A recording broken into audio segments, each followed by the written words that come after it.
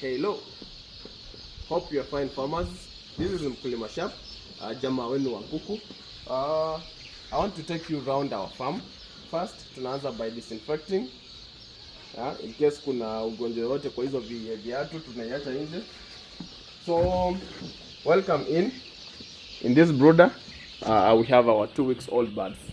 These are rainbow roosters, 2 weeks old. This brooder has a capacity of 2,000, but at the moment it is hosting 1,600 birds.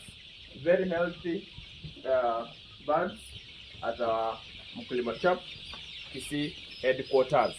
So I'm taking you around so that you can be able to see what we are doing at Mkulima Sharp. So we're moving to the next brooder.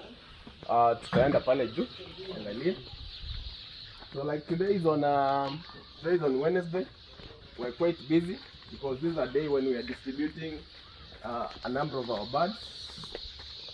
Yeah, let's move in. So here we have another footpath.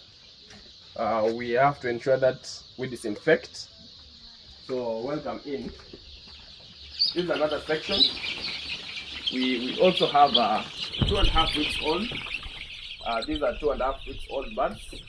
Very healthy, vibrant, well vaccinated birds. So on the other side we have Sasso. That is Sasso breed. You can see how healthy our birds are. Wamechangamka sana. Yeah. So this room has a capacity of 2,000 as well. As you can see, it's at maximum capacity. Yeah. This is our isolation area. Wale ambao tunaona kama kwamba wako weak tunaweka hapa na wanaweza kurecover. You see? This is so nice. This is another unit. This is another unit.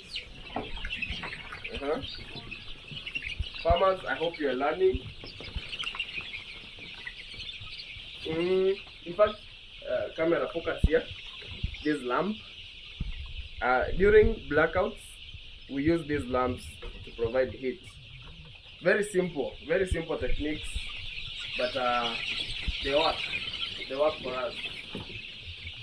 Yeah. This is Mkulima Sharp Kisii. In case you need our services, call us on 0704